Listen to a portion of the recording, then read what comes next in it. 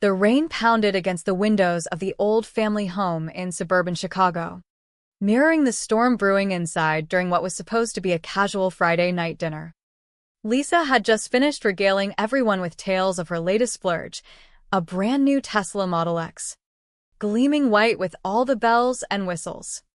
"You know, it's not just about the drive, it's an investment in the future," she said, her voice dripping with that familiar mix of pride and superiority as she passed around her phone, showing off photos from the dealership. Electric cars are the way forward, especially with gas prices these days. Not everyone can swing it, though. Takes some real financial planning to pull off without going into debt. Mom beamed from across the table, spooning extra mashed potatoes onto Lisa's plate. "You've always had such a good head for these things, honey. Forward-thinking, just like your father." I nodded politely, chewing my roast beef slowly, the subtle jab landing exactly where it always did.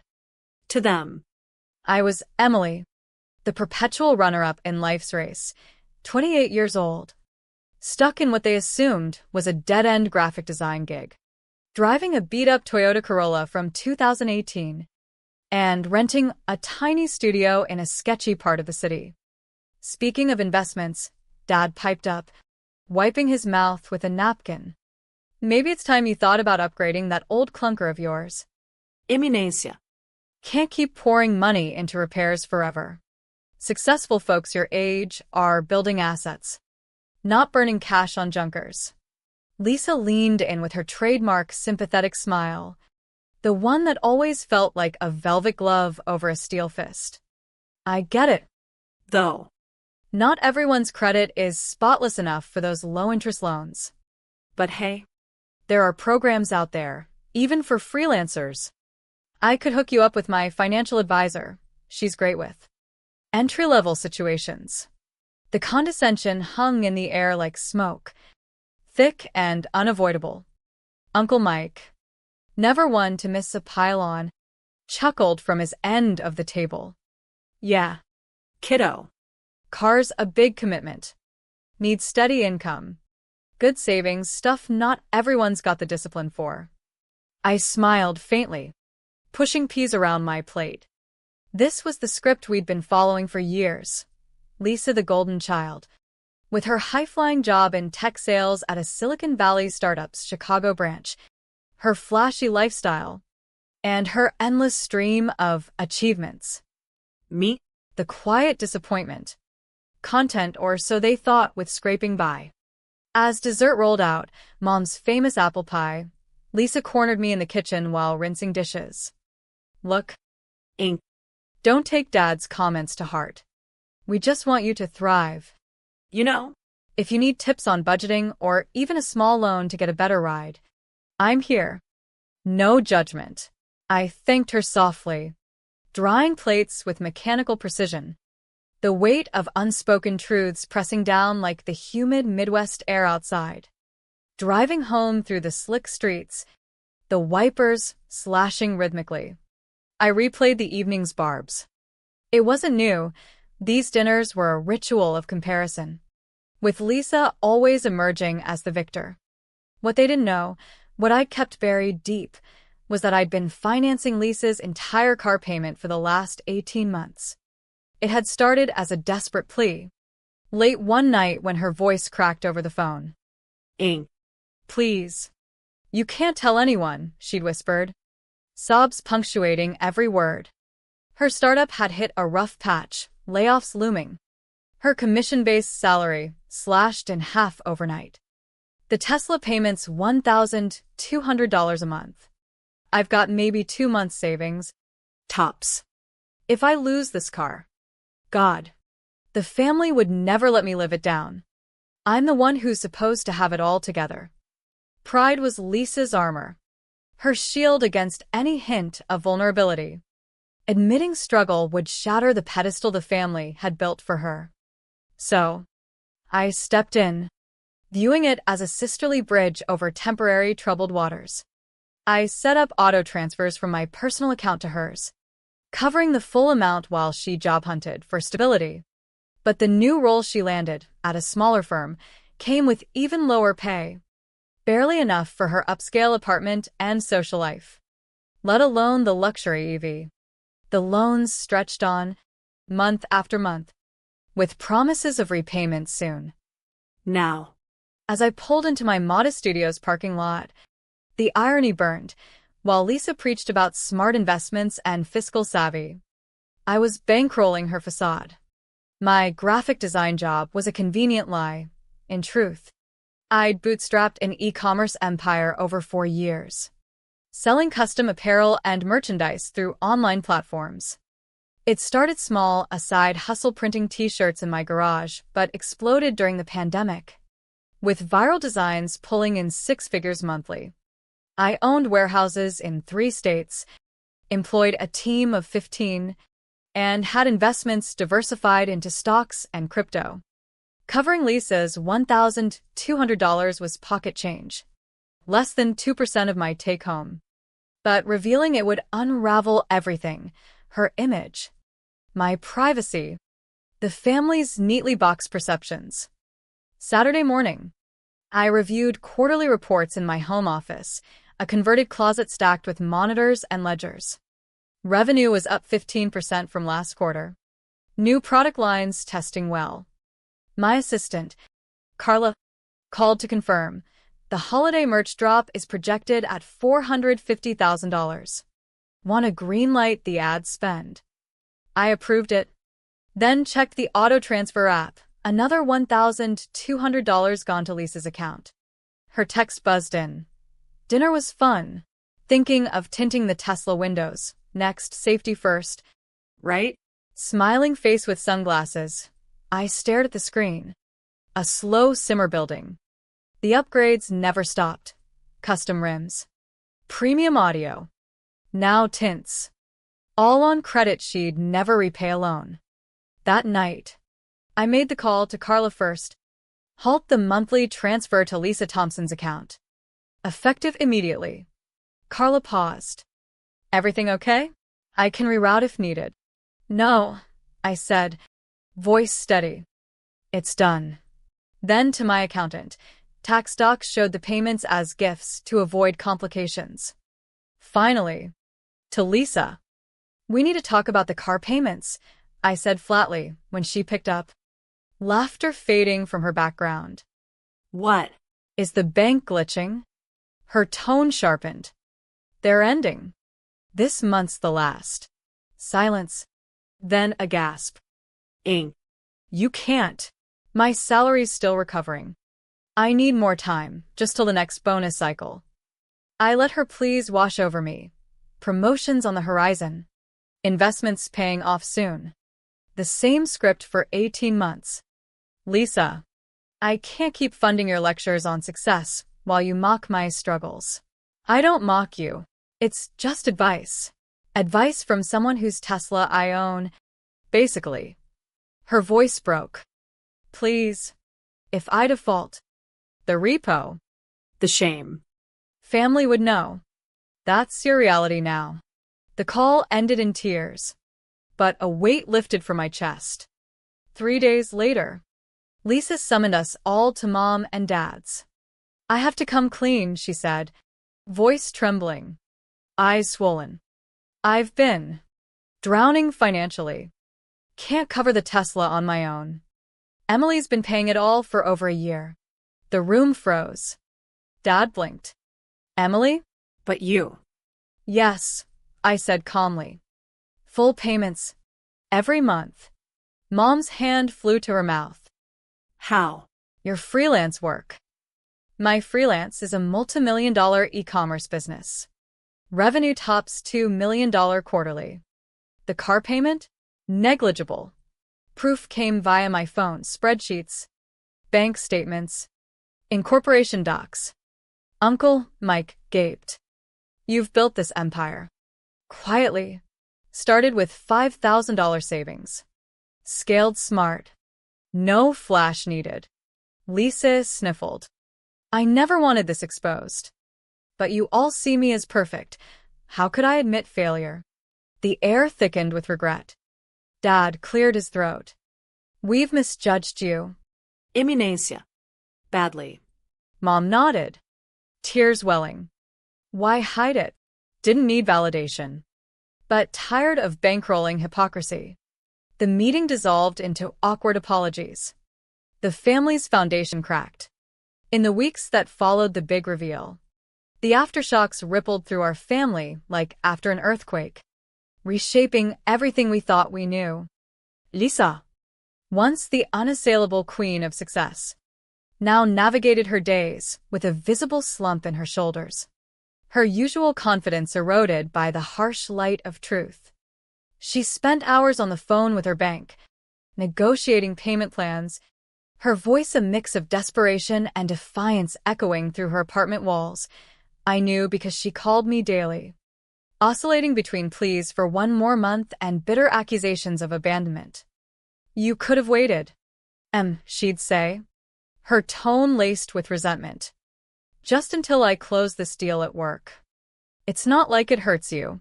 But I held firm. The boundary a hard-won victory after years of quiet enabling. My own routine hummed along uninterrupted, mornings poring over sales analytics, afternoons strategizing with my team via Zoom, evenings unwinding with a book in my simple studio. The business thrived, holiday orders flooding in, pushing projections to $500,000 for the quarter. Carla updated me. Influencer collabs are converting at 40%. We're golden. Yet. Beneath the professional calm, emotions churned. Guilt nagged at me for Lisa's distress, but it warred with a budding sense of liberation. No more secret transfers. No more biting my tongue at family jabs. The first post-reveal dinner was tense, the air thick with unspoken recalibrations.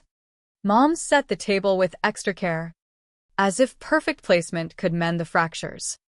Dad avoided eye contact at first, then dove in awkwardly. So, Ink. Tell us more about this business of yours. How'd you get started? I shared sparingly the garage days. The first viral hit. The reinvestments. Lisa sat quietly, picking at her food, her Tesla tails conspicuously absent. When she spoke, it was about job hunting, applied to a few senior sales roles. Fingers crossed. Uncle Mike, usually the critic, nodded approvingly. Smart move. Persistence pays. But the shift felt forced, like actors stumbling through new lines.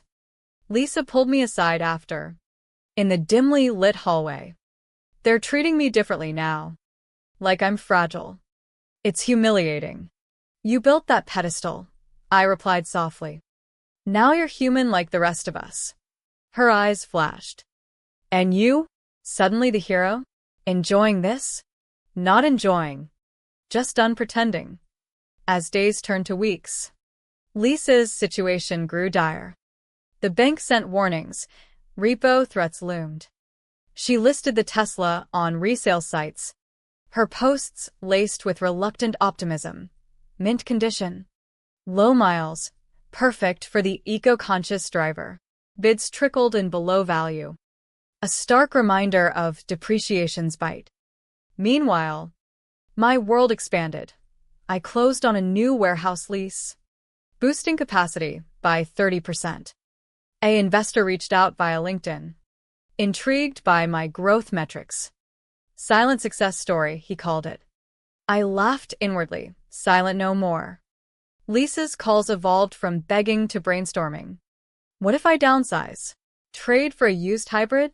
I offer neutral advice. Budget sheets? Credit repair tips. No cash. Though, that door stayed shut. The family adjusted unevenly. Mom called me more, her voice warm with newfound pride. I always knew you had it in you. Eminencia. Dad sent articles on e-commerce trends, his way of bridging the gap. Uncle Mike even asked for stock tips, his tone deferential. But undercurrents of tension simmered. At the next gathering, Lisa announced her decision, selling the Tesla, getting something practical. Murmurs of support followed. But her eyes met mine with a silent accusation. Happy now, they seemed to say. I wasn't happy, just resolved.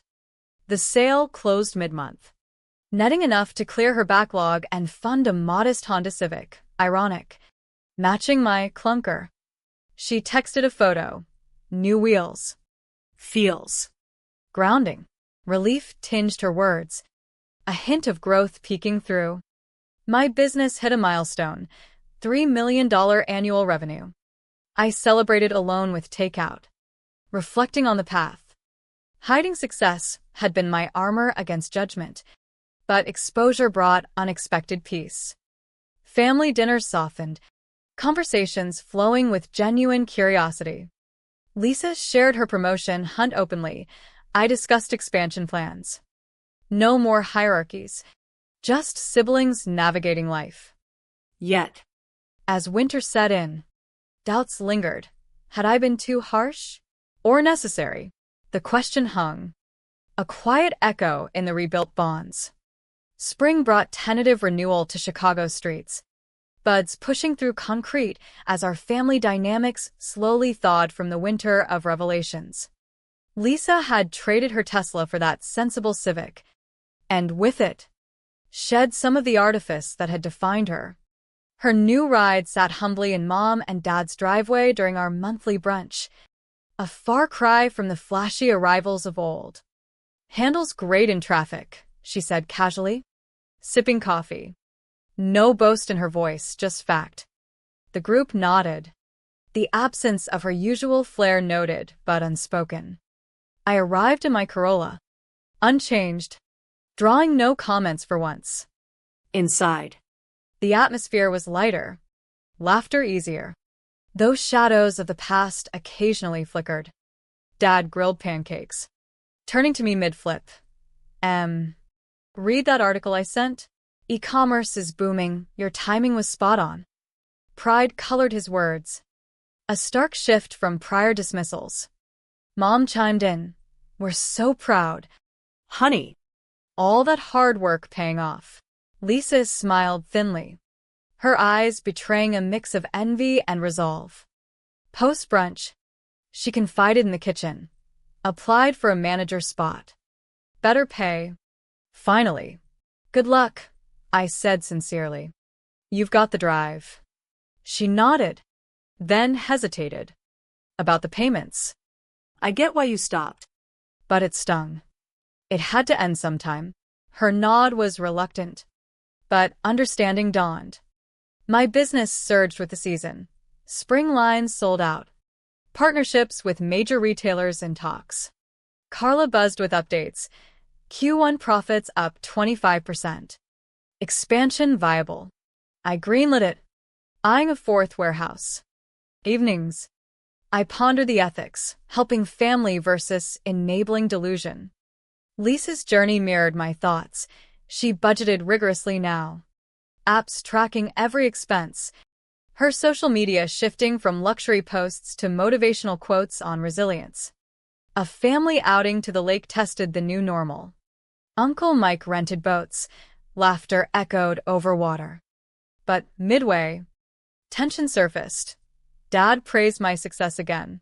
And Lisa's face tightened. Yeah.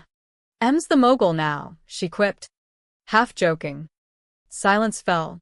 Then I deflected. We're all figuring it out. Back home. Her call came late. Sorry for the snark. It's hard adjusting. I know. But you're doing it. Summer heated up. And so did conflicts.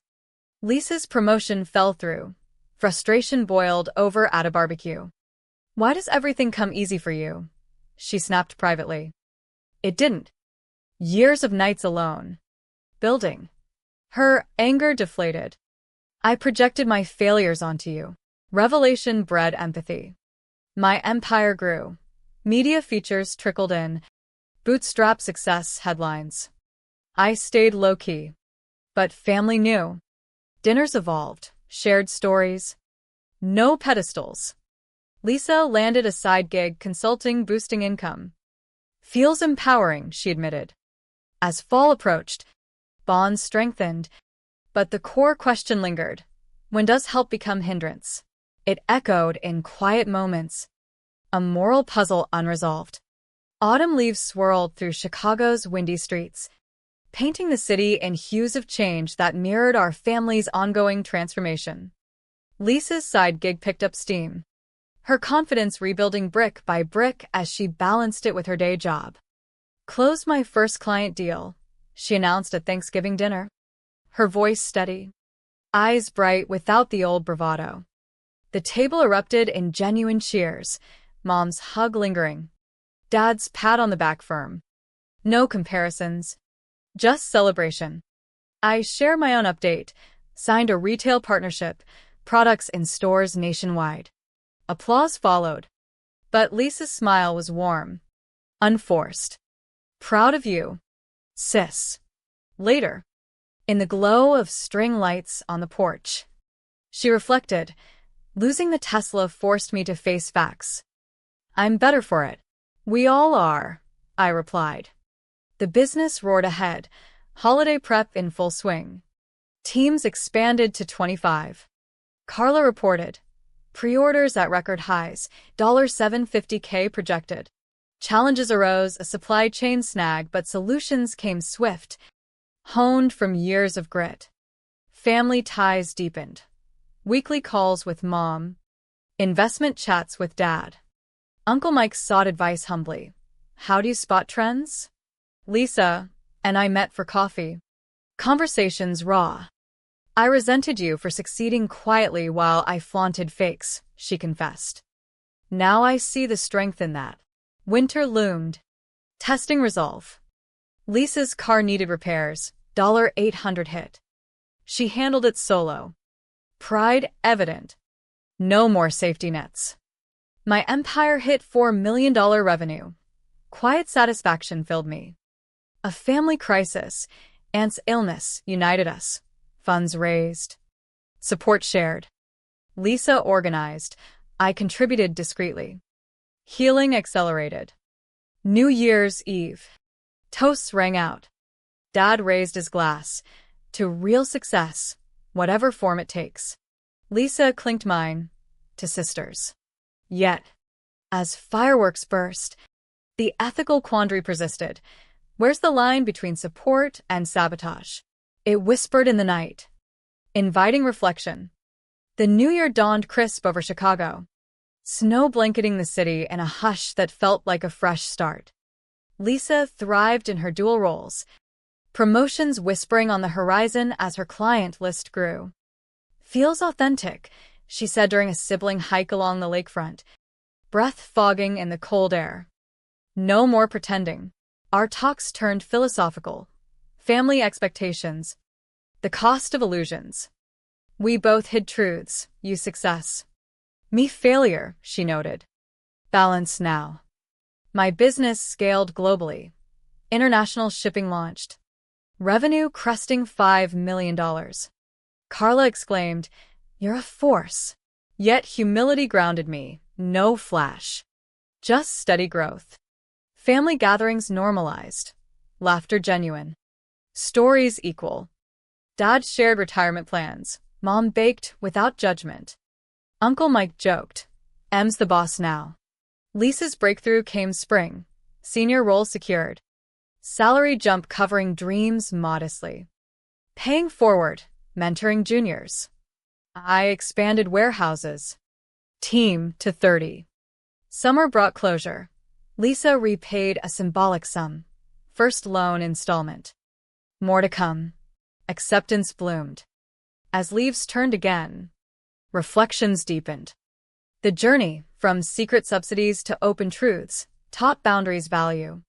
Help empowers when temporary, prolongs pain when endless. Family bonds, once strained, now resilient. But the question endures.